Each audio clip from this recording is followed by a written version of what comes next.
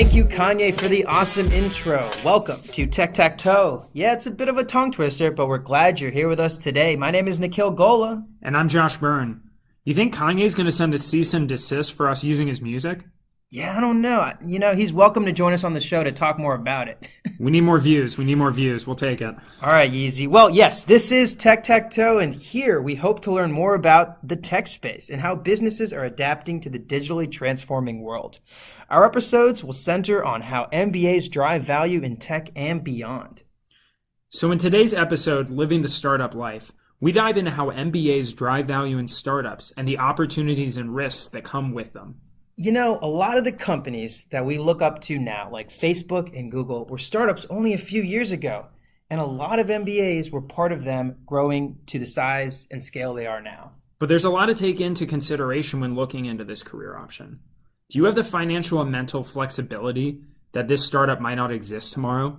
Is it worth taking that risk if it might lead to amazing opportunities to see a company grow through multiple funding rounds?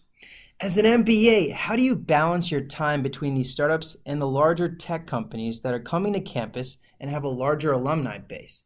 And how can an MBA drive value in a startup that is just a few months or years old? These and many other questions will be answered on today's episode of Tech Tac Toe. Thanks for joining us, folks. Hit it, Yeezy! Yeezy!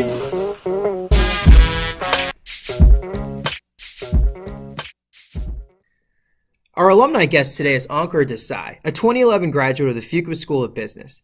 Before business school, Ankur was your typical corporate finance specialist. Post Fuqua, he elevated his career in Silicon Valley by running international business development at a little-known startup at the time called Twilio. Current market cap, $2.4 billion. Yep, I'm pretty sure many of our listeners have heard of Twilio now.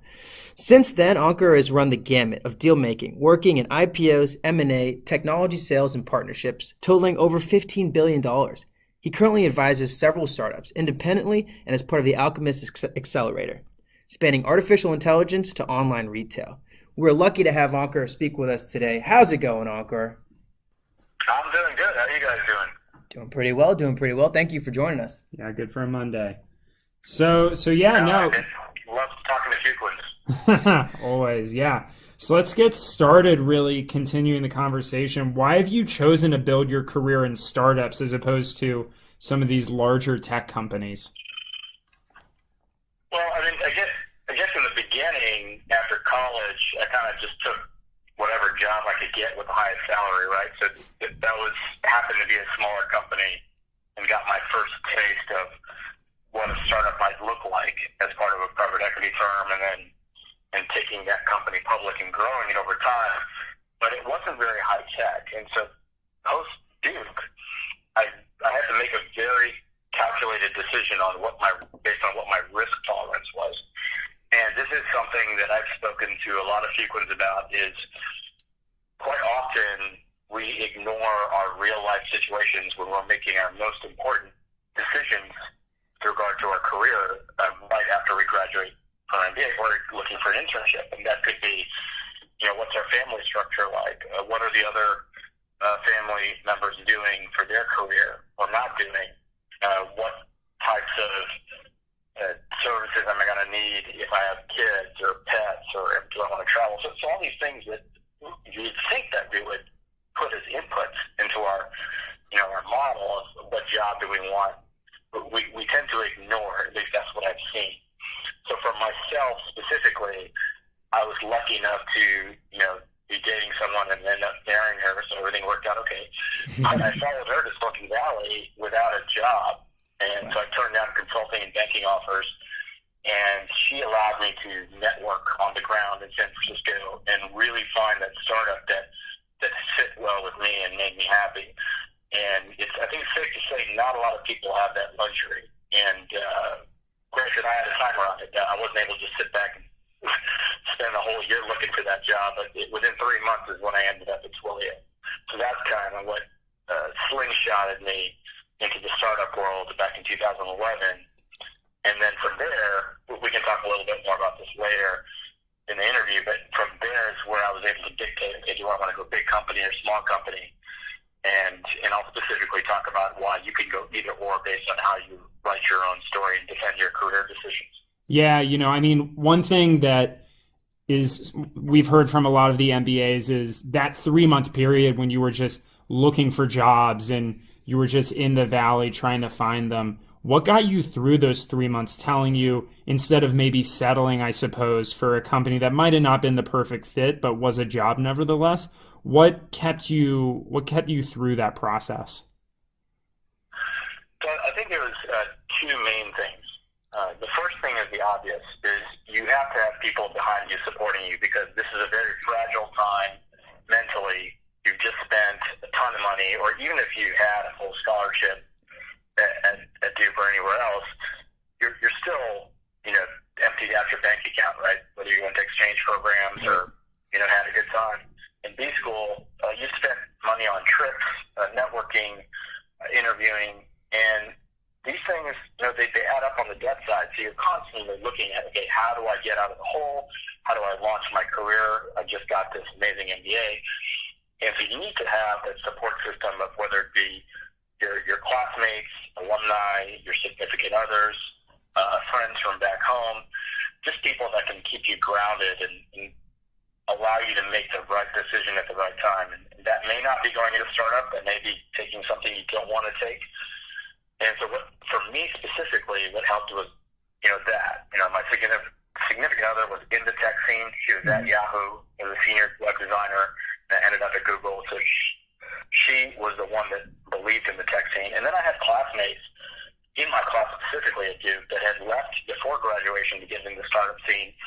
And they were my wing people in meetings and in networking events. And that was huge for me because it allowed me not to just go cold. And not to say I can't walk into a bar by myself and hold my own, but this is a different audience. Yeah. This is not that I just graduated college and I'm going out to meet single people, right? I am learning a new language and I don't even know what I don't know yet. And it's very daunting. And so that definitely has to happen. So, and the second thing I think I had is that I had a lot of focus eventually on what type of startup I wanted to end up at. And so I'm not saying I didn't apply to Google, HP, Honeywell, what have you, right? I applied to all those companies as backup.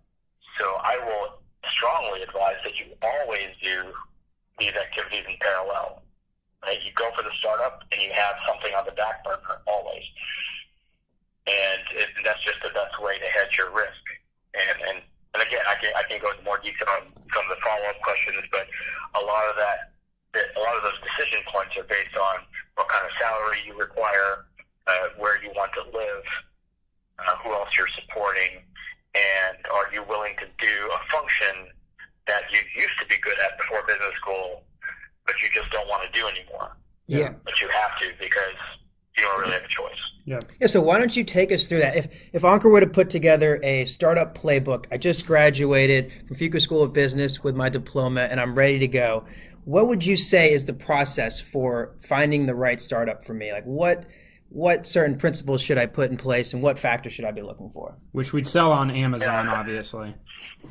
Yeah, that's an excellent question. So I think in a nutshell, what the mistakes I made in the beginning, because I didn't have a lot of guidance, was I didn't hone my pitch enough. It wasn't specific. And someone could have told me to make it specific, and I still would not have known what that meant until I just went through the processes at networking events and started to see the results based on what I was saying, right? It's very similar to Management Con. If any of you guys out there met Mark Brown, make fun of him or make fun of the class, if you will, but it is the single most important class I've ever had because it taught me to read my audience and then make iterations based on that on the fly. And so I very quickly found out that I would open my introduction at networking events with, my name's Ankur, I just graduated from Duke with my MBA, and within 5 seconds I got deer in the headlights. And I soon found out afterwards that deer in the headlights meant that I was completely useless and they did not know what I was doing at a tech event.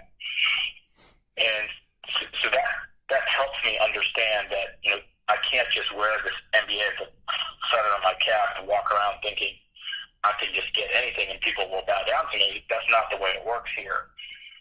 And so I had to be more specific about how many employees are in this startup that I want to work for. How much funding has this startup raised? Right?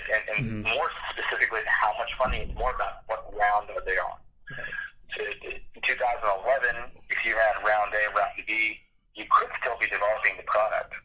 These days, that is not the case at all, unless you're talking about hardware or pharmaceuticals. But if it's software, if you've gotten around A, the product is done. And so that was a key criteria of product development stage in inputting my MBA skill set and fitting a requisition, right, a request for talent. And that allowed my audience, whether it be I'm sharing a beer with someone before a pitch event, or I'm actively talking to a founder, etc. And very quickly I could say, instead of opening with, I just graduated from Duke with my MBA, I would say, I'm a business development guy who's looking to help startups that just finish their product scale into different countries, or scale in the U.S., or sell to enterprise, or, X, Y, Z. And I will caveat that with, if you have the fortune of knowing who you will be speaking to beforehand, figure out what their product is and figure out if they care about enterprise or if it's more like Snapchat, B2C, etc., right? And you can hone your pitch accordingly. Yeah, great. So, you spoke about walking into that presentation and, maybe not getting the best reaction about opening with your MBA. How have you found, maybe the MBA skill set impacting your career? What MBA skills are valued in a startup? I would say there's two different aspects to that. It's which MBA skills are used the most, and then which MBA skills are seen as the most useful. And I think those are two different things based on who's trying to hire you. I will first say this. If you find in a startup anyone who has an MBA, go to them first, because they get it. They know what you can do, within reason, and they can very quickly steer you away or towards the right person or tell you what to say, right? What the startup needs.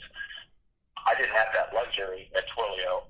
I was speaking to most of the coders and developers, and so that was very difficult for me. But some of the startups I spoke to, it was very clear that they were so hell-bent on building the product, their dream product, or an MVP, and then getting some money. And then after that, what do? They don't know, right? They know they have to build revenue or drive revenue, but they just assume, we'll just get a bunch of sales guys. Well, that depends. Is your software being sold like widgets, or is it more of a solution sale? Are you going to be going into a channel strategy and with resellers or marketing partnerships, etc.? So the more complicated it becomes on how that product will be going to market, the better fit it is for an MBA, because it requires more analysis, one, and two, it requires better presentation skills. And so I would say those two things, analytics, and I'm not even talking about complicated analytics, right? You don't have to be doing statistical analysis or anything. It's great if you do, but I'm talking about basic Excel, PowerPoint, and then can you stand up in front of different types of people and effectively communicate either the technical details or dumb it down for somebody just to get through the door. And I think that's the game. And the right founder, hiring manager, will notice that right away within the first 30 minutes. And you've got the job, basically, if you can demonstrate those skill sets. You have more flexibility on where you can offer your services the farther along the funding road the startup has gone, right? So Twilio had raised 5 rounds. So when I joined, I was a third business hire. We had a bunch of college interns as part of our marketing group, people who had never gone to college, that were just ambitious, smart, but were not polished at all whatsoever. And as time went on, you started to see, okay, now we have an accounting team, now we have a finance team, now we have a product marketing team versus, just a marketing strategy team, a sales analytics team. So you start to see these divisions start forming and the mothership being created. And as you guys would assume, there's more places for an MBA the larger the company is, or more sophisticated, or more farther along the company is. Right. Great. Yeah, no, we just want to close with, one final question for all the, prospective MBAs or current MBAs who have seen, maybe one or two episodes of Silicon Valley. They know everything about startups. What factors and risks should they weigh when thinking about joining a startup? I think so that I would say the politics involved in a startup, they happen a lot more quickly than they do at a larger company. Wow. So if you're going to a large company, you can kind of figure out the lay of the land, keep your mouth shut in the right conversations to just figure out what's going on, and then play your cards accordingly, right? In a startup, you don't get that chance. From day one, you are expected to be involved, participate. You don't get ID badges. You don't get a laptop sometimes until a couple of days later. You're just going. And so people can see very quickly if you're catching on and you're figuring out solutions to problems, or at least actively developing a plan for that problem, or you're sitting around like a fish out of water. And it's not that you're uneducated or you can't learn it. It's just it's not fast enough for a lot of these folks, right? So that kind of goes back to, if you have another MBA in that startup that you can talk to beforehand, you can figure these things out beforehand and be better prepared to play the politics. Because I will say, your boss could change on the fly for 15 different reasons, and you could be doing marketing projects, financial analysis, and then selling something in front of an executive team at an enterprise all in the same day or week. And you never know what team you're part of. So that's something to consider if you're willing to do that. The next risk you got to consider is the money side. So what I'm seeing in the market today, as opposed to what happened in 2011, is you're not seeing a lot of liquidity events. And what I'm getting at is salaries, they're higher than they used to be, but if you're going to go to San Francisco, you better be single, because it's not going to work out. If you guys are paying $6,000 a month for a 2-bedroom townhome in Mountain View, you're taking the Caltrain up every day to San Francisco to go to a startup, right? Yeah. Getting paid $100,000. All your compensation is tied in stock that you hope you'll get to exit one day, 5 to 10 years from now. And that just doesn't fly anymore as it did back in the day. I said back in the day, like 7 years ago. And so I would assess that risk as well. Do you need money now to pay off loans? Or can you, plant your seed and jump around every 2 years and then kind of play the field and see where you end up in your career? And that should help you very quickly make a decision on your risk tolerance and what's necessary for you to just, not lose your mind. Great. Got it. Well, hey, Ankur, thank you very much for joining us. There's a lot for us to think about. High risk, high reward. You've lived the startup life and you did it well. And we're so glad you were able to shed some light on your experience with us here at Tech Toe. Yep. Hope to have you on next time and have another $2.4 billion company to be introducing you with. Oh, that would be amazing. Thanks a lot, guys. Thanks for having me, and best of luck to you guys. Yeah. Thanks. Ankur.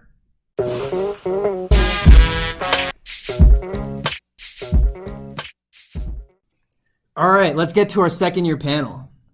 We'll start off with Leena, a digital marketing intern at Zuora, a subscription SaaS company. She had a lot of tasks because it was a late stage startup, but her biggest project was using predictive marketing analytics for demand and lead generation. Good to have you, Leena. Next up is Nikhil Arun. Nikhil is the co-founder and CEO of InVideo Impressions. This summer, he was at the startup incubator Groundworks Lab with his co-founder, Dan Taylor, and a few coders, and they spent most of the summer building the product and selling it to brands. And finally, we have Shradda, a former electrical engineer turned product manager who interned as a product manager at Juicero, an Internet of Things startup in San Francisco. She built out a new product category and developed app features to improve user retention. All right, folks, thank you for joining us today. And so the topic for today is living the startup life. So I guess the first question is, why did you choose to live the startup life in your internship and potentially after business school? For me, I worked, my name is Nikhil, Arun. I worked at a big company. I worked at Microsoft for 5 years. So I wanted to see what it was like to work at a startup. So when I was going through the recruiting process, I recruited for large companies and then decided to go to a startup, even though I had some offers from big companies. And then once I did it over the summer, I just loved it. That's basically why I decided to live the startup life. Wait, why'd you love it? Why did I love it? I loved it because I could be creative. I loved it because I could create my own job, basically. Like everything that in a big company, I was like, oh, I wish I had this. I wish I had that. I could do it. I felt like I was a program manager, product manager at Microsoft, where they say you are supposed to be like your own startup CEO. But I felt like to a large extent, like the training wheels were on. Like I was kind of, but I had the training wheels, which were Microsoft. And I wanted to see what it was like to not have the training wheels on. And the combination of doing my own thing and not having the training wheels was what I loved. That's a really good point. Similar to Nikhil, this is Leena. I wanted to own my experience this summer and really own the learning that I was getting. So my background was in consulting. I spent about 5 years, gaining a breadth of experiences across a wide range of clients in multiple industries. And so given the nature of consulting, my learning was very structured and very defined. And that's totally fine for, after undergrad. That was perfect, exactly what I wanted to know. But then after that, I moved into an accelerator program for social entrepreneurs. So it was the complete opposite. My learning was everywhere. I didn't really know what I was going to learn. And so, everything I did learn was just kind of, random and everywhere. And so this summer, given feedback from alumni as well, they were like, these were alumni that worked at companies that I eventually want to work for. And they all said, you need digital marketing experience. And so I kind of went that route when thinking about, startups. And at startups, because there's so much flexibility in the learning, I sought out those learning opportunities. So mine was about owning the learning. My motivations were similar to Nikhil. Oh, this is Shradda. I worked at a larger company before coming to Fuqua. And although there were several aspects of being part of a larger company that I loved, the one thing that I was missing was going through several levels of hierarchy to implement any idea. And I wanted to be part of a more nimble entrepreneurial setting. And I thought startup would give me exactly that. So similar to Nikhil, although I had offers to go to a larger company, I chose to work at Juicero to really work to identify a low-key, low-commitment way of living the startup life and validating some of those beliefs and ideas I had about working for a startup. Very cool. So as, the three of you were, starting to get into the idea of living that startup life, how did you navigate that recruiting process? Was it through, our job portal? Was it through off-campus connections through classmates, alumni? How did you navigate it? For me, this is Leena. For me, it was a combination of, looking and seeking out job postings on the internet, GTS for a few, and then reaching out to alumni that were based in San Francisco that could kind of point me in the right direction of companies that were, aligned with what my intentions were this summer. And so it was a combination of the three that, for me personally, worked out well. So this is Shradda. What I realized through the recruitment process was I had to open up all the avenues and seek out job opportunities because for internships at least, the number of opportunities is going to be far fewer than for a full-time opportunity. So I really had to keep all the avenues open, be it GTS posting, off-campus job postings, and then connection through classmates, the LinkedIn network of alumni, and really staying structured through the process.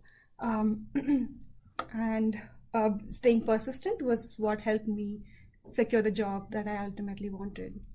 All right, and Nikhil, this is Nikhil number 2.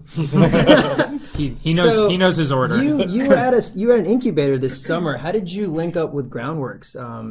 What's the process? Say I have a great idea myself. What's the process of like? So, I mean, you can reach out to those incubators. There are, for every incubator, there's an application process. And then very similar to applying for colleges, basically. Right. You apply and then you get interviewed, etc. For us, we didn't, first time I've ever started a company, I had no idea what an incubator was. So I was just trying to start my company through the P4E program. And a lot of the incubators in the country come to the American Underground, and some of them showed up at the P4E program. And that's when I was like, oh, this is what an incubator is. Right. And I met, basically the P4E program, you give a lot of presentations and stuff. And, somebody came up to me and said, hey, I'm from Groundworks. And somebody said, I'm from another incubator, etc. And then we applied. And then we did our interview. Our interview was like 5 minutes long. We'd scheduled 30 minutes, and he basically said, hey, look, what we really look for is people with technical skills and people with sales skills. And I had technical skills, and my co-founder had sales skills, and we were in. Let us know, what skills have you picked up in business school so far that were really useful during your startup experience this summer? This is Nikhil, Arun.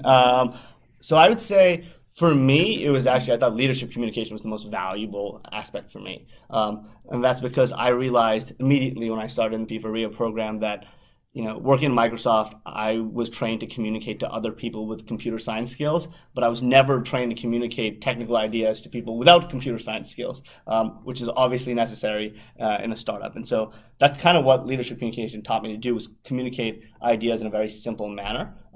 But I think for different people on my team, it was different things. I know like Dan, my co-founder, he really wanted to show up on his technical skills, so he took a computer science class at the computer science department, etc. But for me, the communication is very important because a lot of a startup is selling. Mancom, your 3-point agenda, very Yes. important. Leena, how about yourself? And I'll piggyback off of that too. Leadership communications was one of the most valuable classes for me as well. Not because of just the content, but like being able to practice communicating eloquently. I considered myself a pretty decent public speaker, and then Mancom happened and learned that I don't communicate as well as I thought. But so that helped me be more eloquent and concise and being straight to the point. But in addition to that, and this might turn some heads a little bit, but I actually thought BCA2 was very valuable for me this summer. So for the non-Fuquans out there, spreading the word about our podcast, what is BCA2? So BCA2 stands for Business Computer Applications, and it's essentially an advanced Excel class.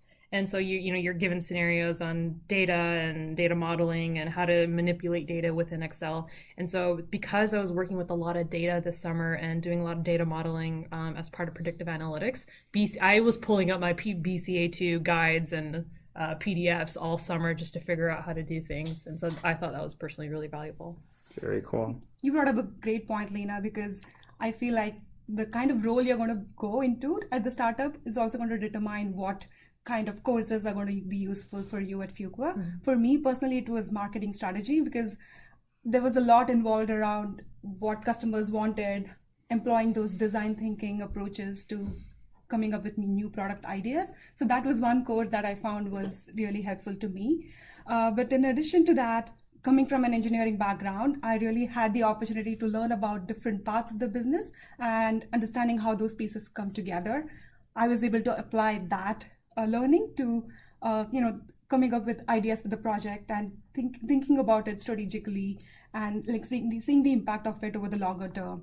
The other piece of it that I really enjoyed, that was really valuable to me, was the experience with my first year team.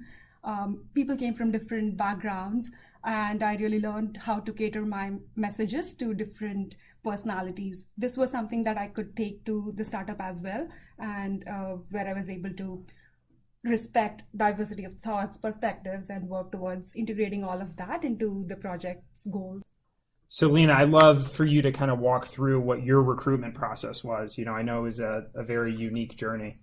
Absolutely. So just to give our listeners a little bit of background, I started recruiting predominantly April and May. Those are my 2 recruiting months. I didn't do much at all during the fall. She had a much more fun first year than Nikhil and I are having right now. I decided I chose to stay busy in other ways, and now looking back, I'm like, what did I do? But my recruitment was, spring 2 mostly. That's when I went heavy into recruiting, and that consisted of reaching out to alumni. Look again, just all the job postings, informational interviews left and right.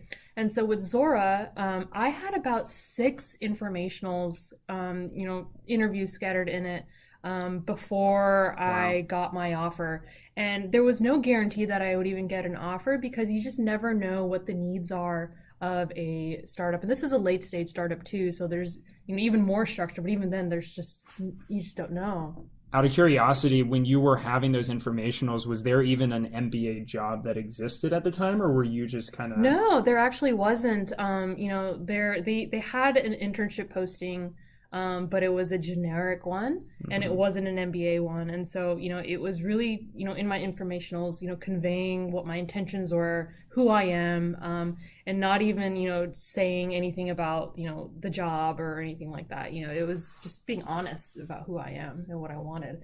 And so, given, the wider range or wide number of interviews that I had, I couldn't really bank on it. And so spring 2 was already done. I booked a flight to go to San Francisco. I had an alumni tell me, look, Leena, if you really want to be out here, just come out here, just move. And you know what? That's what I did. Everyone around me had already signed offers, and I just decided, you know what? I'm gonna move. And so I had my ticket and everything booked, and I had just packed and ready to go. And the day before I left, I got a call from Zuora saying, hey, you got the offer. But I will caveat that and say that I made it very clear to them that I was already going to be in San Francisco, before I even got the offer, that I was going there no matter what, that I wanted to meet them in person, and whatnot. So conveying the seriousness of my decision, I think really helped, or I hope that it helped, or I think that it helped, with that, because there's a difference when someone really wants to be in a city or industry or a company, and your actions prove that. And so you just have to really stay true to what you're trying to do. Wow. Awesome determination. The proof is in the pudding. You showed up to San Francisco and it worked out. Yeah. That's and my offer came 2.5 weeks after spring 2 for, those worrying about when they'll get an offer. People in February freaking out. Yeah. So.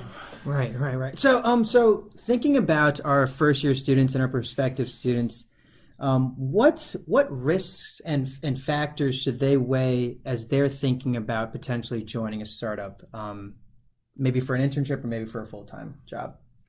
The biggest thing I would say to Shradda is you need to think about your risk appetite. How much of a risk are you willing to take? If you take my case for example, the startup I worked at does not even exist anymore. So I do not have a job to go back to. And the company shut down operations the week after I left. So technically I could have been out of job during my internship had I stayed there for a couple more weeks. So that's something to definitely think about. Think through all of these situations and see if you're going to be okay should something like this happen. The other aspect of it that you should also take into consideration is whether you need work authorization and such. Startups have lesser flexibility to work around those kind of situations. So that's something for you to take into consideration. Not that it can't be handled, but it's better to think through the process, before signing up for an offer at a startup. So I would agree with Shradda that the biggest thing is your risk appetite and where you are on that risk-reward pendulum, if you may. Obviously, you want to look at financial risk, and you also want to look at the emotional risk that it has on you. At Microsoft, my emotions from Microsoft were pretty steady, but from startup is like having the weirdest relationship of your life with, a significant other. And so it affects all of the rest of your life, right? Because you now have less emotional capacity in the rest of your life. And that's something to think about. But you should also think about the risks of not joining a startup, right? You should think about, you may never know what you're capable of if you go to a big company and just handle the politics. You may never find the right job. Even though you go to a startup, you create your own job so you can find your right job. You may never work in as creative or an innovative environment as you want. And like the energy, the happiness, the fulfillment that you feel in a startup, I've never felt that before. So you are giving a lot up to go to a startup. You're also giving a lot up to go to a big company. Interesting. Awesome. Yeah. Leena? No, I agree with both Shradda and Nikhil. I think, they've touched upon all those points. And I think one other thing to consider, and maybe you guys already said this, but startups don't exactly have a lot of the most competitive compensation packages, and so when you're thinking about whether you have loans to pay off or what financially is important for you, that's something to really take into consideration. I mean, I truthfully do have loans to pay off, and so for me though, I'm thinking long term and what my learning is, and that is, my risk range is really high. And so therefore I was able to manage that very well. So that's something to really think about. It's a very personal decision. It's a very personal choice. And so, I encourage you to really think about what it is you want and how well you'll fare in this environment. Yeah, great. So we want to end on a fun note. So what is the weirdest, most interesting startup you heard about during your job search or, while you were working at your startup? I don't think this is weird, but it's definitely the most interesting, and I want to work for them. I think it's so cool. It's Wobot, and they are, if you go on Facebook Messenger, they are their cognitive behavior therapy AI pal that you can talk to, and essentially it acts as therapy and it uses cognitive behavior techniques to help you with whatever it is you're dealing with. But what's really cool, so I talked to Wobot for fun and just in general because I think it's really cool. But they're collecting data, and what are they going to do with all this data? I think is super fascinating and super interesting. So they're definitely on my list of companies I would love to work for in the future. Virtual therapy. And Nikhil, since you weren't looking at other companies, give us your funniest or weirdest startup moment this summer as you're working in the incubator. So we wanted to make a deal with a big music company that had videos, and we thought that we could go to Beats by Dre with that. So somehow Warner Music picks up the phone and says, hey, we'll have a meeting with you. These are the guys who own like Bruno Mars and all of that. We fly up to New York day of, have the meeting. Two of their VPs look us in the eye and say, yes, we'll do a preliminary deal with you. So we're like, yes, we call Beats. Beats pushes us not just to their digital team, but to their agency, which owns like Adidas, Sephora. We are pumped. We're on our way to the agency's headquarters in Dallas, armed. We've got this meeting with the head of the agency because we have this Warner Music deal. We get a call from Warner Music saying like, hey, I know we said we have a deal, but we talked to our lawyers and we don't want to do the deal right now because we made some other deal that's not related to you, but we can't do that right now. Episode of Silicon Valley. Yeah. Ups and downs. And we are on the way to this meeting of one of the biggest agencies in the country. Yeah. And the mood goes from like, this is amazing to like literally being like, we're going to have to walk into this agency, tell them that we don't have what we claim we have. And like, we can't do this company again if we do that because there's only so many agencies in America and they all talk to each other. So we're literally having the conversation of let's be respectful, let's keep our brand, and then let's go back to the drawing board and start a new company because we're dead, right? Yeah. We walk into the agency, we're like, look, we don't have Warner Music. And the guy looks at us and is like, yeah, I know that really sucks, but I still really, really like your idea. And I'm willing to like pilot with you. And not only can we do this with Beats, we can also do this with some of our other brands. Wow. So we went from like we're dead to like back to like spike back up. And this was all in a period of like 4 hours in some random part of Dallas. So like that's just kind of the ups and downs that can go on in like day one. And like when I would take trips to LA and stuff, we'd have ups and downs like this like 3 or 4 times in that week. And that's what I mean by it's an emotional roller coaster. Wow, that personifies the experience a lot. Nikhil, Leena, Shradda, thank you so much for your time today, and thank you for being on Tech Tac Toe. Hey, folks, this is our second year panel. Yeah, Appreciate thank it. you so much. Thank you.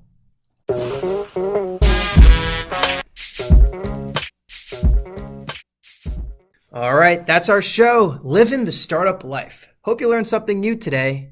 I sure know I did. If you have any general feedback, ways to improve, pats on the back, feel free to email us at techtactoepod@gmail.com. Until the next show, take it easy, stay well. Peace!